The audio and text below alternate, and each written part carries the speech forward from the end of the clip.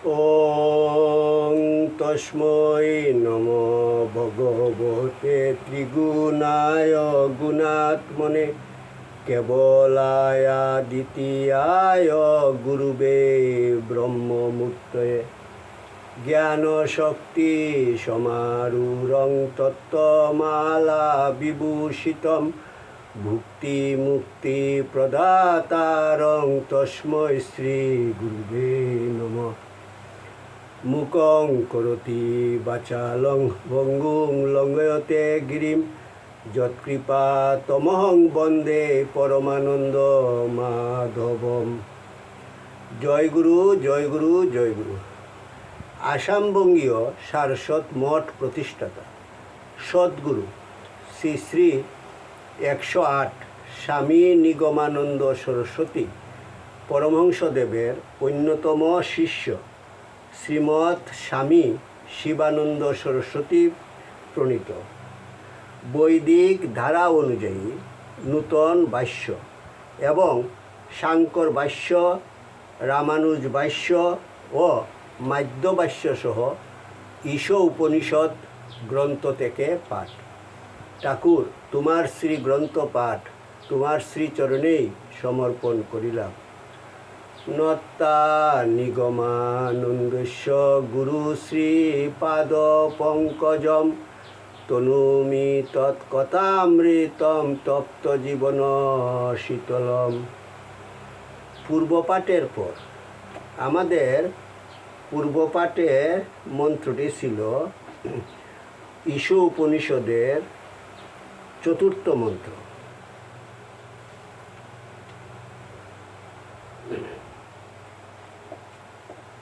চতুর্থ মন্ত্রটি এইরূপ: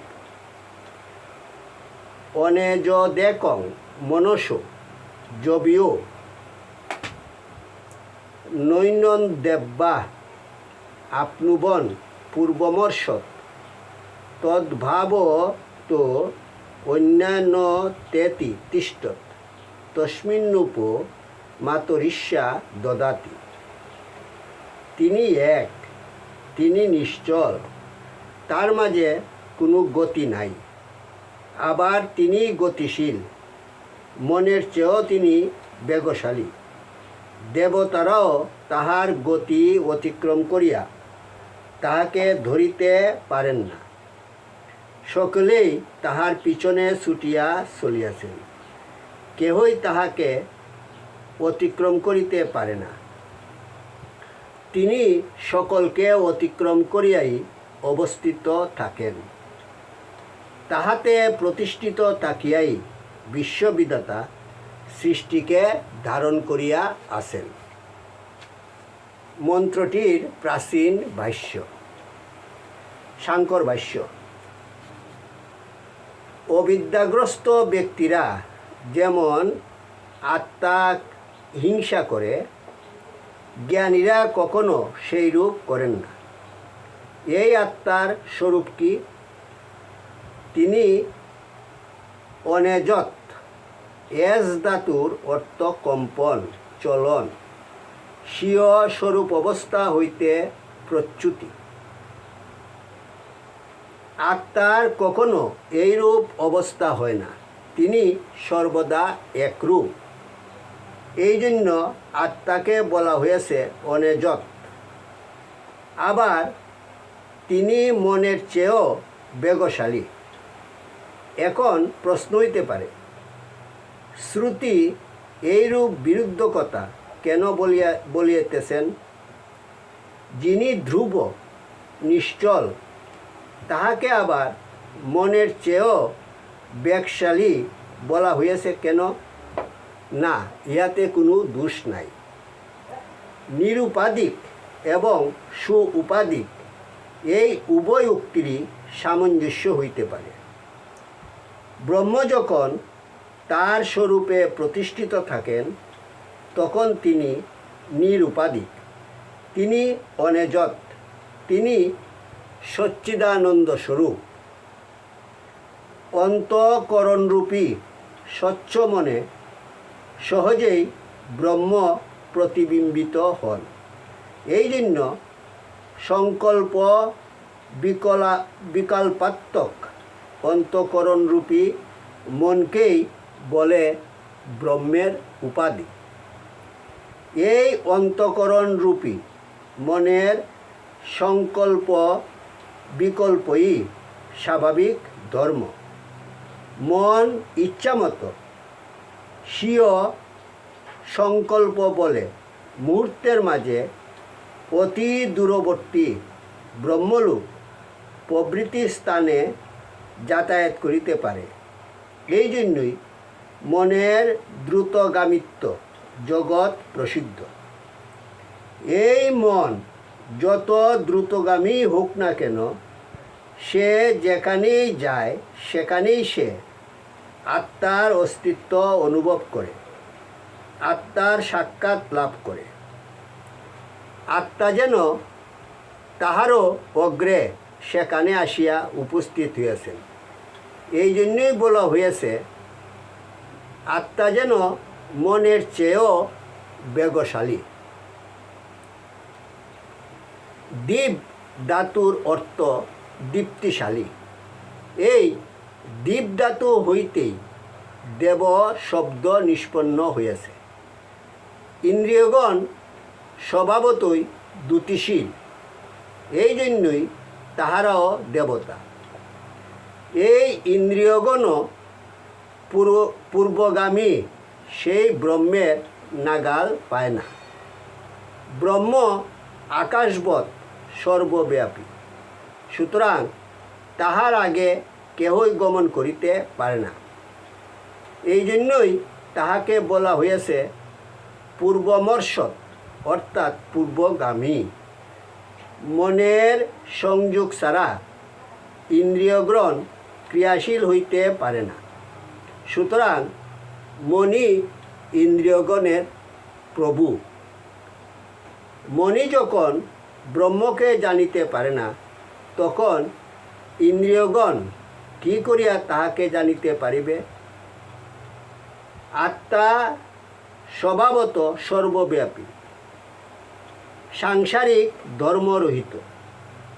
তিনি তাহার নিরুপাধিক স্বরূপে, নির্বিকার নিষ্ক্রিয় স্বরূপে প্রতিষ্ঠিত থাকিয়াই সংসার বিক্রিয়া অনুভব করেন। অবিবেকী ব্রূঢ় ব্যক্তিরা মনে করে আত্মা বহু এবং প্রতি দেহ অবলম্বনে উহা বিদ্যমান। এই সংশয় নিবারণার্থই বলা হয়েছে, আত্মা সকলকেই অতিক্রম করিয়া অগ্রে গমন করেন।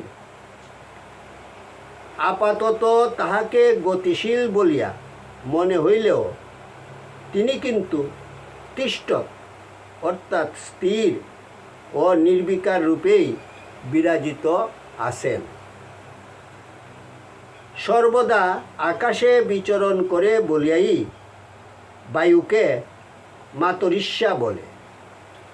এই মাতরিষ্যাই সমস্ত সৃষ্টি সমষ্টি জীবের প্রাণস্বরূপ।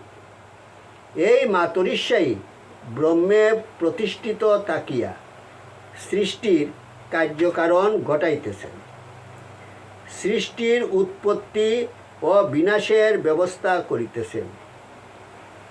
এই মাতরিষ্যার মাঝেই সৃষ্টি ওতপ্রোত হইয়া আছে। এই মাতরিষ্যাই সূত্রাত্মা, ইনি সৃষ্টির বিধাতা। এই মাতরিষ্যাই মানুষের কর্মবীজকে ধারণ করিয়াছেন।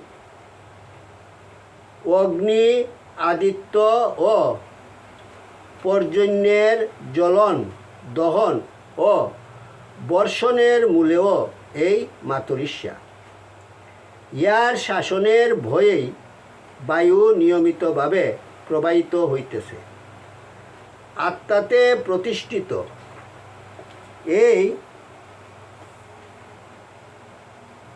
মাতরিষ্যার সাহায্যে দেহ ও ইন্দ্রিয়াদির সমুদয় ক্রিয়া সঠিকভাবে নিষ্পন্ন হইতেছে। এখন রামানুজ ভাষ্য অনন্ত শক্তিমান ভগবানের শক্তির ব্যঞ্জনাই এই সৃষ্টিতে প্রকাশিত।